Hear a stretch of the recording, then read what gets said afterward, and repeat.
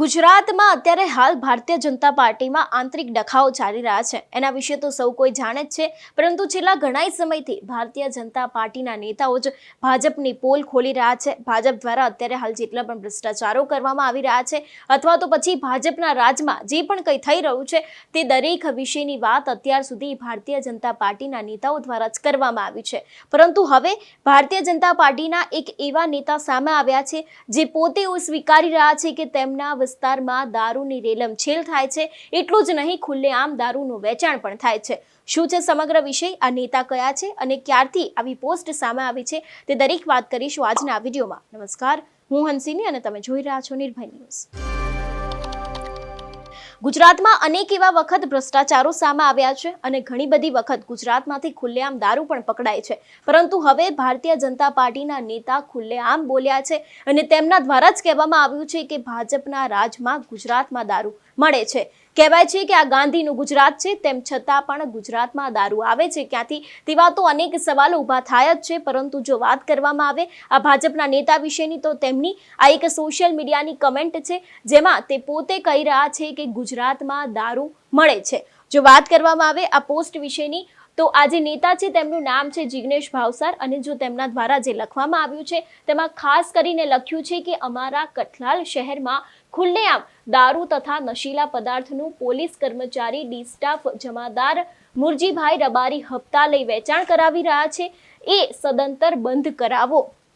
ખાસ કરીને તેમના દ્વારા જ કહેવામાં આવ્યું છે કે અમારા કઠલાલમાં અત્યારે હાલ નશીલા પદાર્થો મળે છે, દારૂની રેલમછેલ થાય છે અને પોલીસ જે ડી સ્ટાફની પોલીસ છે તે પોતે જ હપ્તા લે છે. અહીં પોલીસનું નામ પણ આપવામાં આવ્યું છે અને કહી રહ્યા છે કે તે પોતે જ હપ્તા લે છે. આ દરેક વસ્તુ બંધ કરાવો. એટલે અત્યારે હાલ ભારતીય જનતા પાર્ટીના રાજમાં કેવા કાંડ થાય છે તે તો દરેક વાત સામે આવી છે. પરંતુ હવે ભાજપના જ નેતાઓ દ્વારા આ વિષયને લઈને વાત કરવામાં આવી છે કે કઠલાલ વિસ્તારમાં ખુલ્લેઆમ નશીલા પદાર્થો મળે છે, ખુલ્લેઆમ દારૂ મળે છે અને ડી સ્ટાફ જે અત્યાર સુધી આપણે ગુજરાત પોલીસ કહેતા આવ્યા છે તેમના જ રાજમાં આ દરેક કામ થઈ રહ્યા છે ને તે જ વ્યક્તિ હપ્તા લઈને અત્યારે હાલ આનું વેચાણ કરી રહી છે. તે વેચાણ બંધ કરાવો તેવું તેમના દ્વારા કહેવામાં આવ્યું છે.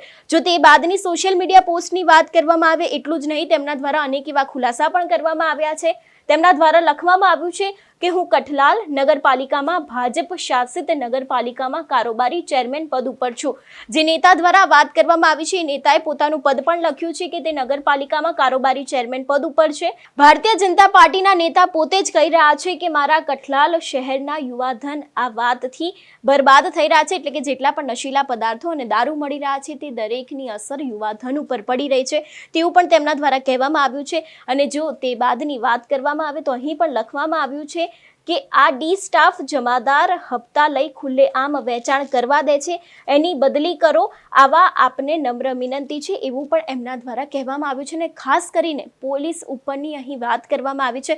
આપણે અત્યાર સુધી કહેતા આવ્યા છે કે ગુજરાતમાં દારૂબંધી છે, આ ગાંધીનું ગુજરાત કહેવાય છે, ગુજરાતમાં કોઈ પણ વ્યક્તિ દારૂ લાવી શકે નહીં, તેવું પણ આપણા ગૃહ રાજ્યમંત્રી હર્ષ સંઘવી અનેક વખત કહેતા આવ્યા છે કે ગુજરાતમાં દારૂબંધી છે, આ ગાંધીનું ગુજરાત કહેવાય છે. તો હવે ભારતીય જનતા પાર્ટીના નેતાઓ શા માટે આવું કહી રહ્યા છે કે અમારા વિસ્તારમાં ખુલ્લેઆમ દારૂ મળે છે, પોલીસ લોકો દ્વારા હપ્તા લેવામાં આવે છે અને પોલીસ દ્વારા જ આનું વેચાણ કરવામાં આવે છે, જેથી કરીને યુવાધન પણ અત્યારે હાલ બરબાદ થઈ રહ્યું છે, તેવો ખુલાસો ભારતીય જનતા પાર્ટીના નેતા પોતે જ કરી રહ્યા છે. આ વાત છે ખેડાની, જે કઠલાલના ભારતીય જનતા પાર્ટીના નેતા છે તેમના દ્વારા કહેવામાં આવ્યું છે કે અમારા વિસ્તારમાં ખુલ્લેઆમ દારૂ મળે છે, ખુલ્લેઆમ નશીલા પદાર્થ મળે છે.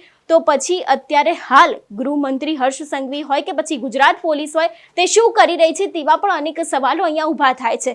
આ તો ફક્ત એક વિસ્તારની વાત છે, આવા તો ગુજરાતમાં અનેક એવા વિસ્તારો છે, અનેક એવી જગ્યાઓ છે કે જેમાં ખુલ્લેઆમ દારૂ મળે છે.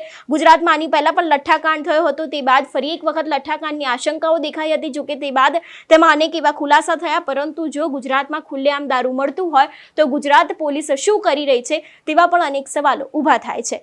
તમારું શું માનવું છે આ વિષયને લઈને અમને કમેન્ટ કરીને ચોક્કસ જણાવજો. તેની સાથે જ અમારી ચેનલ નિર્ભય ન્યૂઝને લાઇક, શેર અને સબસ્ક્રાઇબ કરવાનું ભૂલશો નહીં. નમસ્કાર.